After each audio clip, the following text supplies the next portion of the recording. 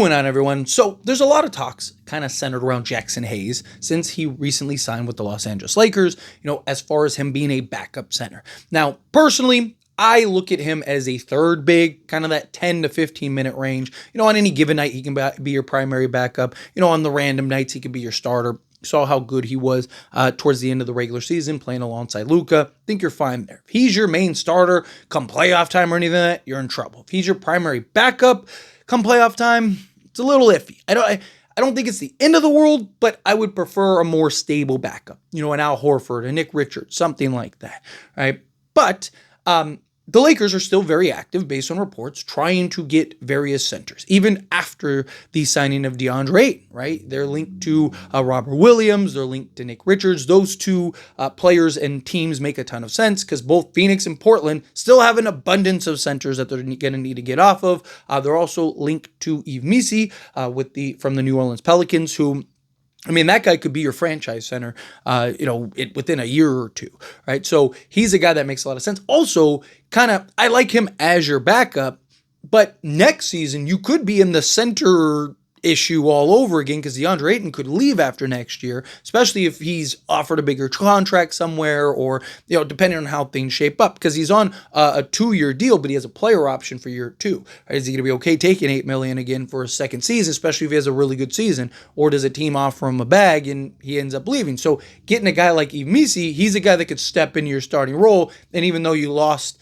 Deandre Ayton, you still have a guy that can hold it down and be your franchise guy going forward. So that's something that could be interesting. But we've also heard a lot of kind of conversation about, teams are trying to fleece the Lakers because they know, you need centers. You need big men. So guess what? Now, I talked about how the Deandre Ayton signing, right, and even before that, it was Clint Capella. I talked about how if you just get a clear-cut starting center, you're in great shape now in these negotiations of trades because now you're not in a place of desperation, right? Where before, if you have no center, you are in a place of desperation, and teams know that, teams see that. But now that you have Deandre Ayton, you're not in this place of we absolutely need a center. It's hey, we would love to have a center, but pre-Jaxson Hayes signing, right?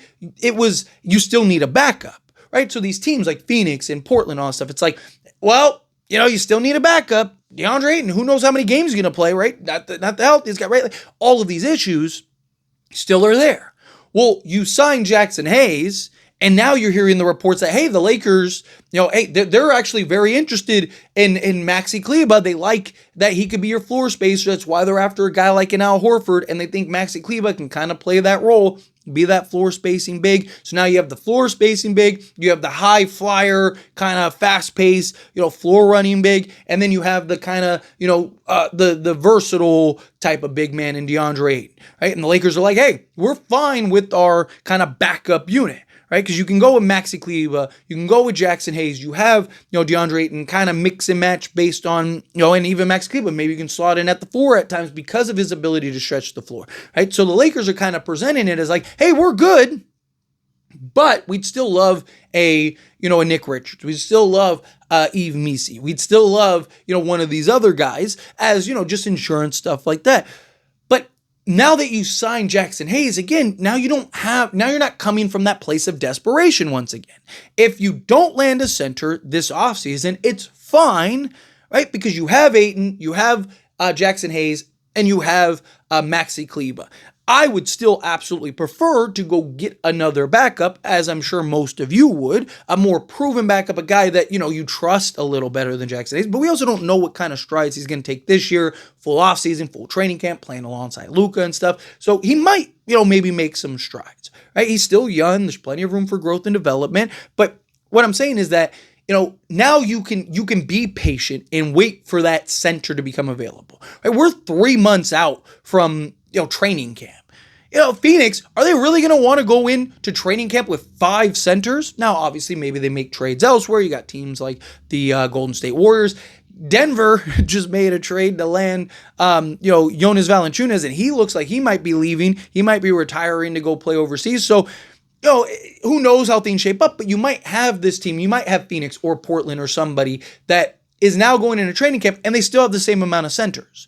And now, if you're the Lakers, now you can go to them and go, hey, do you really want 5 centers? to start training camp? You really want, is that really what you're looking to do?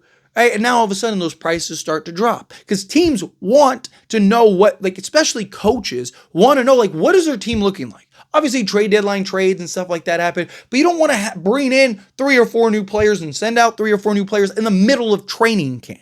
Right? Because it's just, you're working on trying to build your identity, working on the offensive schemes, the defensive schemes, what you want your team to look like, how you want to shape your team up. And then all of a sudden you're trading half the team. Like, you don't want something like that to happen. So teams usually want to go into training camp knowing and understanding what the roster is and what the expectation is.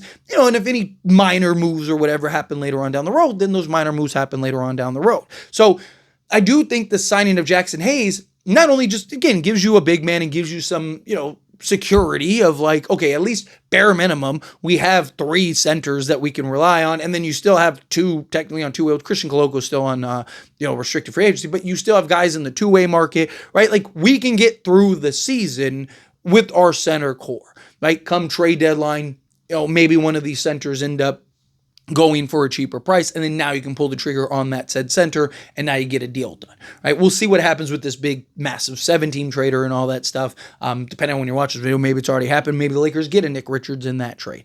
That would be nice, kind of solve that. Maybe get a Cam Whitmore and a Nick Richards, and it's like, let's go, we're in the money, right? So to me, I just think it depends on how things shape up, but I do like the Jaxson Hayes signing because I do think it gives the Lakers now more leverage, right? Because if Jaxson Hayes, and I understand in the playoffs, he was not great, right? But again, I didn't like him as your starting center. I said it even when the Lakers were killing it, and he was killing it, and he was looking great. I said credit him stepping up. I'm very thankful he stepped up in the way that he has. I just don't trust him come playoff time because he's not disciplined enough.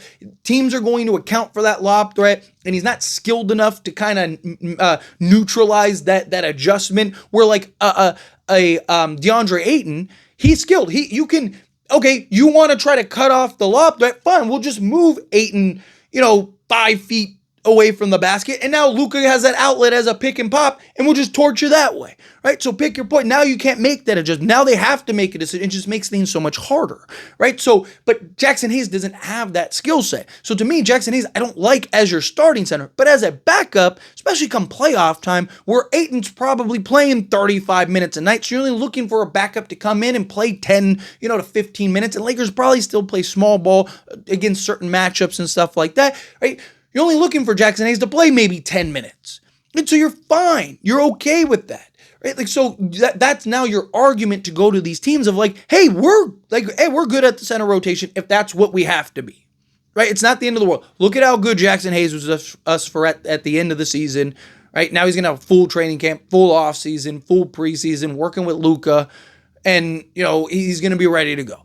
And him as a backup is more than fine, especially backups, right? Like, there are huge variables between, and variations between starting level centers, right? Like, there's a huge difference between like even Jokic and Şengün, as great as Şengün is, right? There's levels to that. But backup centers are all it's very minimal. It's very marginal, right? Like, it's not something like, there's not this like, man, this guy is an absolute monster as your backup center, and every other backup center is trash. Like, people aren't usually talking about, man, like, that's the best backup center in the league. People are usually talking about, like, hey, he's a good backup center. Like, he's maybe better or be perceived better than the others, but it's very marginal, right? Like, even Nick Richards, the impact that he's going to have on the Lakers is a lot smaller than Jaxson Hayes is not a lot smaller, there we go, than what Nick Richards would be, right? Like, yes, Nick Richards I like better, I trust more, I think he's capable of doing a little more than Jaxson Hayes, but like, Nick Richards might have those random, 20 and 10 games or 25 and 15 games or whatever, but Jaxson Hayes has had those games, right? Like, again, it's based on the role, like how many minutes you're getting, all of that, and usually role players aren't getting that many minutes. Like, how much do you provide on a starting unit? Right? So again, I'm not saying that Nick Richards isn't better than Jaxson Hayes. He absolutely is better than Jaxson Hayes. But again, like, he's not so much better. Like, it's the Brian Scalabrine, right? I'm closer to LeBron than you are. It's like that, right? Like, like, starting levels are insane, but most backups are nowhere close to real actual starters in the league, or at least the good starters, right? Most backups are all kind of the same. So Lakers having Jaxson Hayes isn't like, it's not going to be something where it's like, oh my God, what are the Lakers doing? Right? Like, again, there might be guys like Amisi, I think is better, but it's more so the long-term, upside growth potential. Also a guy that could maybe potentially be your franchise guy. It's like things like that. But I like where the Lakers are at. Right, they have a full roster spot, but I expect them to make a bunch of other moves. I think a lot more things are coming. Lakers are still linked to several free agents. Right, that doesn't happen unless there's other moves down the pike that are getting ready to be made. Right, Lakers know that they need to go make some swings. They want to win with Luka. They want to win LeBron. Whatever ends up happening with LeBron ends up happening with LeBron. But the Lakers need to continue to do what they're supposed to do and put a winning team around at least Luka. And then if LeBron stays because he's like, hey, yeah, this is great, then he stays. If he wants out, then he wants out. You get the assets that you can, and you maybe go try to pivot into another star, right? Maybe at that point, Giannis becomes available, and you end up making a push for Giannis because now it's not just like you're landing Giannis or you're giving, Austin Reeves all this other stuff. It's like, no, like we're sending LeBron to Cleveland, and you're getting, Darius Garland and Jalen, and Jared Allen. And then you're also adding in Austin Reeves, and you're adding in Dalton Connect, and you're adding in whatever pick. Like now that package is much more presentable, and you kind of solve that issue. But if you rounded out the roster the way you're supposed to, then now you can immediately contend where otherwise you wouldn't be. But anyway, that's just kind of a add-on rather than something that I think it's just an example. It's just a thought. But anyway, as always, this is a discussion. Pass question you. Let me know your thoughts and opinions down in the comments. That being said, if you haven't liked this video, hit that like button. Helps me a lot. We enjoy these types of videos, and I truly appreciate it. Now subscribe channel, hit that subscribe button, turn on the bell notifications. Appreciate y'all. See you in the next one. Thank you.